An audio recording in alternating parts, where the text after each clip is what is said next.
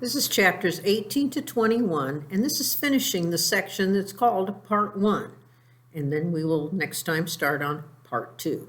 So, Chapter 18. Amanda tried to reason with him.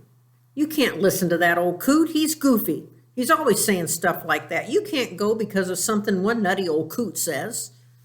Maniac pointed out that it wasn't the nutty old coot who chalked up the front of the house. Amanda laughed. Oh, that's no big deal. It wasn't even paint. If they really meant it, they would have done it in paint. And anyway, don't you know they did my mother a favor? It gave her a chance to get out her old bucket and do some serious scrubbing. Ever since the kids stopped crayoning in the house, she hasn't known what to do with herself. Now she's happy again. Maniac didn't answer, and Amanda didn't understand that most of the hurt he felt was not for himself, but for her and the rest of the family. She stomped her foot. You gotta stay. I don't gotta do anything. You go, you'll starve. Was I starving before I came here? You'll go to freeze to death in the winter. Your fingers will get stiff and they'll break off like icicles. I'll go somewhere. Somewhere, like the deer pen? I'll be okay. Or maybe Prairie Dog Town, huh? How about that? She jabbed him. You could live in a gopher hole. You'd be starving, so that'd be perfect, because then you'd be so skinny you could fit right down there and snuggle in their little tunnels. He shrugged. Sounds cozy. This was driving Amanda bonkers. He was acting so different, all glum and wiseacre answers, as if he didn't care, not about anything. Yeah, she sniffed. What you going to do for a pillow? I know you put my pillow on the floor. I'll use a hibernating gopher. Funny. In the bathroom, huh? Where are you going to go to the bathroom? Oh, the bushes, McDonald's, lots of places. She hated it, an answer for everything. And the scariest part was, he was probably right. If anybody could survive on the loose, it would be this kid who showed up from Hollidaysburg, who slept on floors, who outran dogs. He was making her so mad. She pointed at him and she sneered. Well, I'll tell you one thing, buddy boy. You better shut the door on your way out and lock it, because if I get my room back, I'm not giving it up again. So don't ever come crawling back here. She kicked him in the sneaker. Do you hear? Don't worry, he said flatly. And don't think you're taking any of my books with you this time either. And you can forget about ever getting a chance to open my Encyclopedia A, which I was almost ready to let you do before you went and started acting all poopy. He said, I'll join the library. She jumped up. Ha, you can't. No, you need a library card. Well, I'll get one. Ha, you can't get a library card without an address. She regretted it as soon as she said it. His head swung, his eyes met her. His eyes said, Why'd you say that? And her eyes couldn't answer. He got up and went out and trotted up the street. Amanda cried. She tore a magazine in half. She punched the sofa. She kicked the easy chair. She kicked Bow Wow. Bow Wow went yelping into the kitchen. See, she yelled at the front door. See what you made me do, Jeffrey Magee. Jeffrey, maniac, crazy man, Bozo Magee. He wasn't back by lunch, and he wasn't back by dinner. I'm going looking, Amanda told her worried parents, and no one tried to stop her. She rode her bike all over the East End, the West End. She even went over to Bridgeport and practically got herself killed on the bridge. She never pedaled so much in her life, and she didn't come home till after dark. When her parents headed upstairs to bed, she asked if she could stay up to watch TV. They looked at each other and said, okay. She was nodding off in the middle of some late movie, when the door opened, and in he walked. What are you doing up so late? He said. I'm incubating an egg, she snarled. He shrugged and went upstairs. She closed her eyes and smiled. Next morning, a little kid from 3 blocks away came knocking at the front door. His yo-yo string had a fat knot as a mushroom. As Amanda watched Maniac tackle the knot, an idea slithered into her brain. When the little kid left with a string good as new, she said, Jeffrey, if I knew some way that would make it okay for you to stay, would you? What do you mean, okay? He said. I mean that even if there's 1 or 2 people who aren't too wild about you now, and that's all there really are, that even they would like you. And everybody else who already likes you, they'll like you even more. Purely out of curiosity, Maniac replied, "Now how all's that supposed to happen?" And then Amanda told him about Cobble's knot. Chapter 19. If the wonders of the world hadn't stopped at 7, Cobble's knot would have been number 8. Nobody knew how it got there. As the story goes, the original Mr. Cobble wasn't doing too well with the original Cobble's Corner grocery at the corner of Hector and Birch.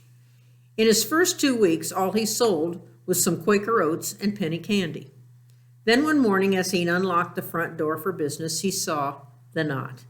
It was dangling from a flagpole that hung over the big picture window, the one that said Frosted Foods in icy blue and white letters.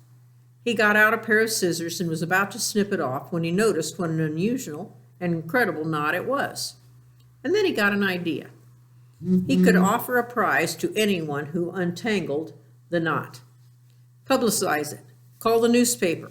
Winner's pictures on the front page. Cobble's Corner in the background. Business would boom. Well, he went ahead and did it. And if business didn't exactly boom, it must have at least peaked a little, because eons later, when Maniac Magee came to town, Cobble's Corner was still there. Only now it sold pizza instead of groceries. And the prize was different. It started out being 60 seconds alone with the candy counter. Now it was one large pizza per week for a whole year, which in time made the knot practically priceless, which is why after leaving it outside for a year, Mr. Cobble took it down and kept it in a secret place inside the store and brought it out only to meet a challenger. If you took a look at old pictures in the 2 Mills Times, you see that the knot was about the size and shape of a lopsided volleyball. It was made of string, but it had more contortions and ins and outs and twists and turns and dips and doodles than the brain of Albert Einstein himself. If it had defeated all comers, it had defeated all comers for years, including J.J. Thorndike, who grew up to be a magician, and Fingers Holloway, who grew up to be a pickpocket. Hardly a week went by without somebody taking a shot at the knot and losing, and each loser added to the glory that awaited someone who could untie it. "So you see," said Amanda, "if you go up there and untie Cobble's knot, which I know you can, you'll get your picture in the paper and you'll be the biggest hero ever around, and nobody'll mess with you then."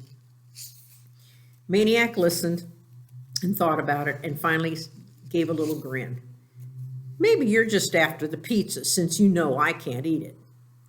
Amanda screeched, "Jeffrey, the pizza's not the point." She started to hit him. He laughed and grabbed her wrists, and he said, okay, he'd give it a try. Chapter 20. They brought out the knot and hung it from the flagpole.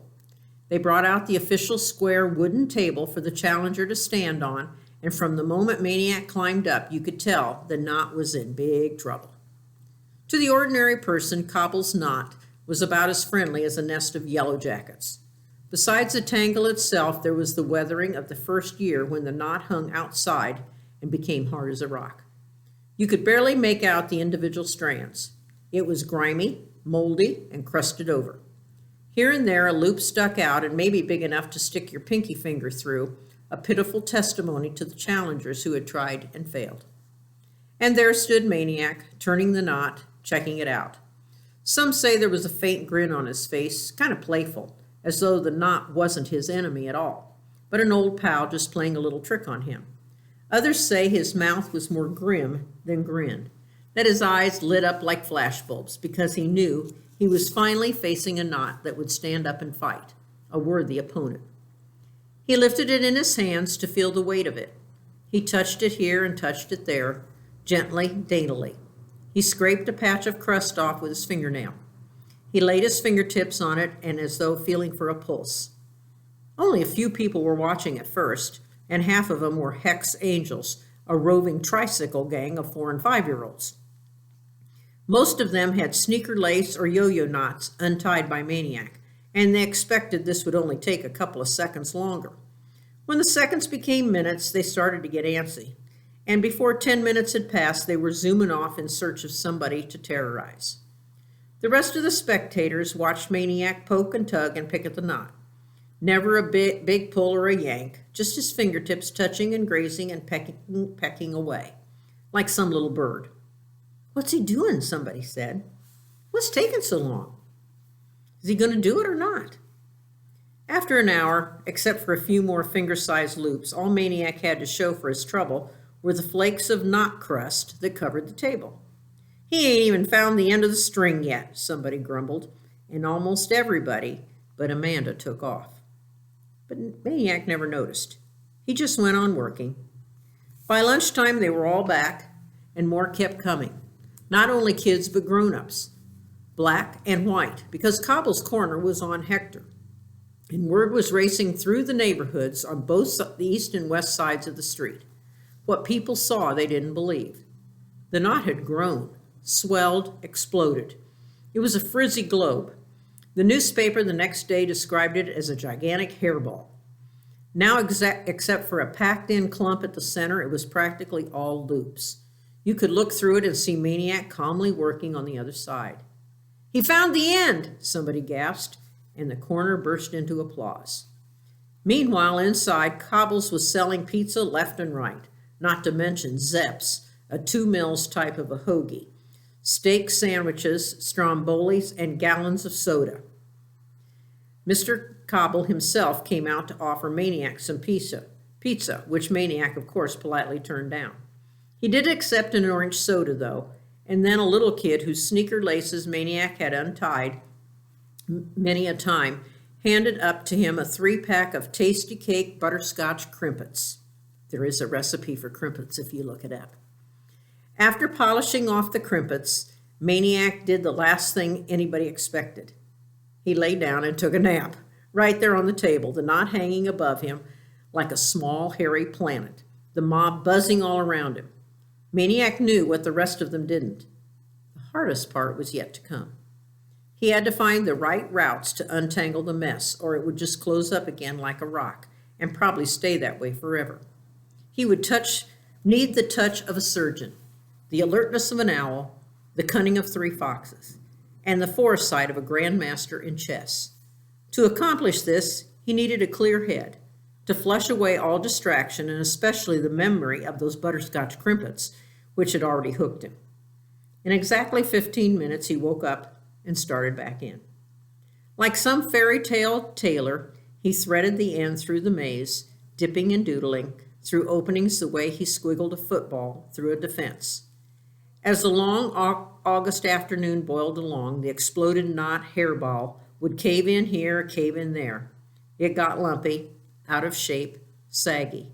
The Times photographer made starbursts with his camera. The people munched on Cobble's pizza and spilled across Hector from sidewalk to sidewalk and said, "Ooh, nah." And then, around dinner time, a huge roar went up, a volcano of cheers. Cobble's knot was dead, undone, gone. It was nothing but string. Chapter 21. And this finishes up part 1 of the book. Bugle, cap guns, sirens, firecrackers, war hoops. Cobble's Corner was a madhouse. Traffic had to beep and inch through the mob. Kids cried for autographs. Scraps of paper fluttered down in a shower of homemade confetti. A beaming Mr. Cobble handed up a certificate to Maniac for a year's worth of large pizzas. Maniac accepted it and said his thanks. The undone knot lay in a coiled heap at Maniac's feet.